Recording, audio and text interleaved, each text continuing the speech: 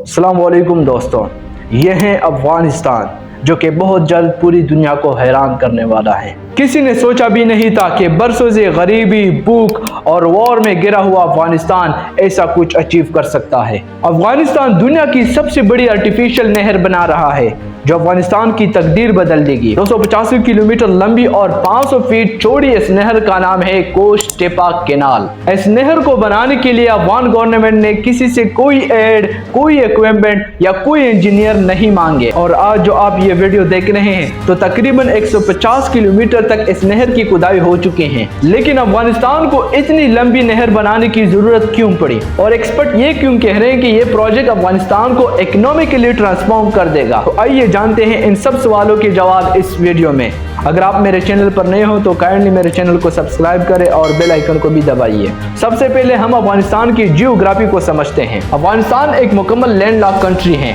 मतलब उसके किसी हिस्से के साथ कोई समंदर नहीं लगता। अफगानिस्तान के ईस्ट में पाकिस्तान है, वेस्टर्न साइड पर ईरान है, नॉर्दर्न साइड पर तुर्कमेनिस्तान, उज्बेकिस्तान और ताजिकिस्तान है, जबकि नॉर्दर्न ईस्ट में अफगानिस्तान एक छोटा सा बॉर्डर चाइना के साथ भी शेयर करता है। तो अफगानिस्तान मुकम्मल तौर पर दूसरी कंट्रीज में घिरा हुआ है। अफगानिस्तान की 80% वाटर सप्लाई इधर हिंदू कुश में ढके पहाड़ों से आती है।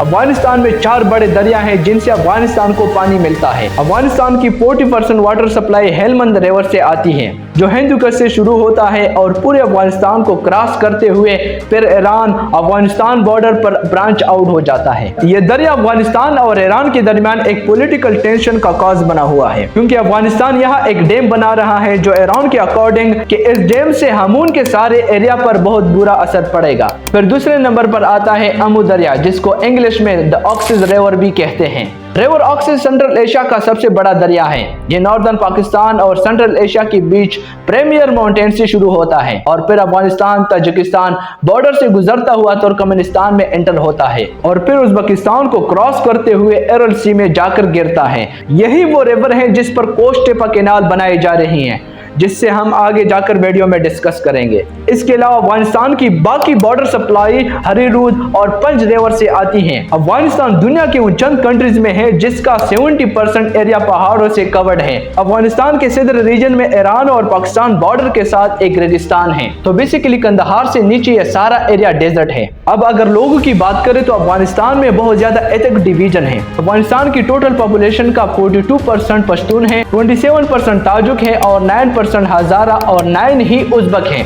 और फिर बाकी एमक तुर्कमेनिस्तानी और बलोच वगैरह हैं। अगर हम हिस्टोरिकली देखें तो अफगानिस्तान सेंट्रल एशिया और साउथ एशिया का शायद से इम्पोर्टेंट मुल्क है, क्योंकि यहीं से मुगल, तातारी, सूरी, गजनवी, अब्दाली और खिलजी सब कॉन्टिनेंट में आए। अब अगर वापस अफगानिस्तान की वाटर सप्लाई पर आए तो ये सारे दरिया अफगानिस्तान की वाटर रिक्वायरमेंट्स के लिए नाकाफी हैं और इसलिए अफगानिस्तान हमेशा से बहुत सख्त वाटर क्राइसिस का शिकार रहा है। लेकिन अमेरिका और अफगान वॉर के बाद तो इसमें बहुत ज्यादा शिद्दत आ चुकी है। असल में अफगानिस्तान के इस सारे नॉर्दर्न रीजन में पानी की बहुत कमी है और इसी कमी को पूरा करने के लिए अफगानिस्तान गवर्नमेंट ने यह सोचा है कि ऑक्सिस रिवर पर एक आर्टिफिशियल रिवर बनाई जाए।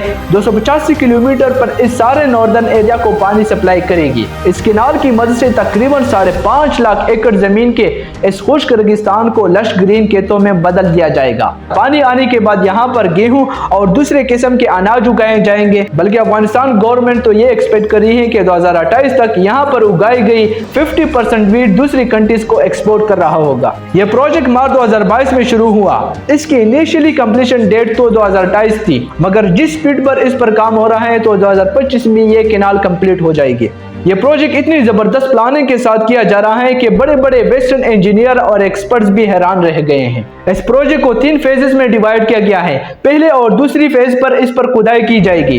अभी तक 150 किलोमीटर के एरिया पर खुदाई कंप्लीट हो चुकी है। ये खुदाई करने के लिए 200 लोकल ट्रैक्टर को हायर किया गया है और करीबन 7000 होल ट्रक्स और एक्सीलेटर से काम लिया जा रहा है और ये सारा प्रोसेस बहुत जबरदस्त तरीके से मैनेज हो रहा है। ट्रक्स और एक्सकेवेटर लाइन में खड़े होते हैं। एक्सकेवेटर ट्रक में मट्टी डालता है। सुपरवाइज करने वाला इंजीनियर जब ओके करता है तो ट्रक ये मट्टी लेकर नहर के किनारों पर डालता है। इस तरह इस नहर की कंक्रीट बाउंड्री बनाने की जरूरत भी नहीं पड़ती और एक नेचुरल बाउंड्री बन जाती है, एक ऐसी बाउंड्री जिस पर कोई एडिशनल खर्चा नहीं होता। इस कंक्रीट को स्लाइस से फिल करने का सबसे बड़ा फायदा ये हुआ है कि दोनों साइड की जमीन पर भी एग्रीगेशन हो सके और ऑलरेडी अफगानिस्तान तालिबान गवर्नमेंट ने इसकी बॉर्डर पर सब्जियां और पौधे लगाना शुरू कर दिए हैं। ये खुदाई कंप्लीट होने के बाद यहाँ पर से वाटर पंप के जरिए से तकरीबन 5 किलोमीटर की डिस्टेंस पर सारे खेतों तक पानी पहुँचाया जाएगा। और एक कमाल चीज ये की गई है कि इन खेतों को ट्यूबवेल और सोलर पैनल लगाए गए हैं ताकि इन ट्यूबवेल और मोटर को चलाने के लिए बिजली की जरूरत भी ना पड़े। इस प्रोजेक्ट को लेकर मीडिया पर काफी प्रोपेगेंडा भी किया गया, जैसा कि वेस्टर्न एक्सपर्ट्स ने कहा था कि अफगानिस्तान इंजीनियर इतने कॉम्पिटिटर नहीं है कि वो इस प्रोजेक्ट को एग्जीक्यूट करे। और एक ऐसी रिपोर्ट भी आई कि कॉन्ट्रैक्टर को टाइम पे पैसे नहीं दिए जा रहे हैं, मगर हकीकत इससे बहुत डिफरेंट है। सब लोकल इस प्रोजेक्ट से बहुत खुश हैं। सबसे पहले तो हजारों लोगों के लिए जॉब क्रिएट किए गए हैं। दूसरा, हमने इस प्रोजेक्ट पर थोड़ा डीप रिसर्च किया और ये बात सामने आई कि अगर कॉन्ट्रैक्टर को टाइम पे पैसे नहीं मिलते तो ये प्रोजेक्ट इतनी स्पीड से आगे नहीं बढ़ता। इसके अलावा जोहरजान, बलह और फरियाब प्रोविंस में रहने वाले भी बहुत ज्यादा खुश हैं, क्योंकि अब उनके एरिया में भी पानी आएगा जिससे वो खेती-बाड़ी कर सकेंगे, सब्जियां उगाएंगे और पैसा कमाएंगे। इस प्रोजेक्ट पर अब तक एक प्रॉब्लम आई है और वो है तुर्कमेनिस्तान और उज्बेकिस्तान का इस रिवर पर क्लेम करना। इन दोनों कंट्रीज ने इस प्रोजेक्ट पर बहुत ज्यादा क्वेश्चन उठाए हैं कि कैसे ये नहर इन दोनों कंट्रीज में इस दरिया से आने वाली वाटर सप्लाई को 50% तक कम कर दी गई। इस इशू पर बात हो रही है। तालिबान इन दोनों कंट्रीज को कन्विंस कर रहा है कि ऑलमेटी एग्रीमेंट 1992 के अकॉर्डिंग अमू दरिया पर अफगानिस्तान का भी राइट है और अगर तुर्कमेनिस्तान अपने फायदे के लिए इस रिवर पर कराकू कैनाल बना सकता है तो अफगानिस्तान क्यों नहीं। कराकू कैनाल दुनिया की सबसे बड़ी नहर है।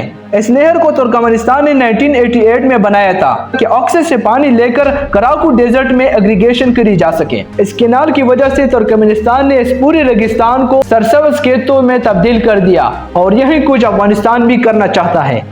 अब यहाँ इंटरेस्टिंग चीज ये है, अफगानिस्तान के करीबन 80% इलेक्ट्रिक सप्लाई इन दोनों कंट्रीज से आती है। इस तरह अफगानिस्तान के एक्सपोर्ट्स का बहुत बड़ा चंक इन दोनों कंट्रीज से गुजरकर जर्मनी, नीदरलैंड, बेल्जियम और ऑस्ट्रेलिया से आता है। पॉलिटिकली जब भी ये इशू रिसोल्व हो जाएगा तो ये प्रोजेक्ट अफगानिस्तान के लिए बहुत फायदे लाने वाला है। अफगानिस्तान को अनाज के लिए किसी भी दूसरे कंट्रीज को एड लेने नहीं पड़ेगी। चंद सालों में अफगानिस्तान में भूख का खात्मा हो सकता है और अफगानिस्तान अनाज उगाने में एक सेल्फ सफिशिएंट कंट्री बन जाएगा।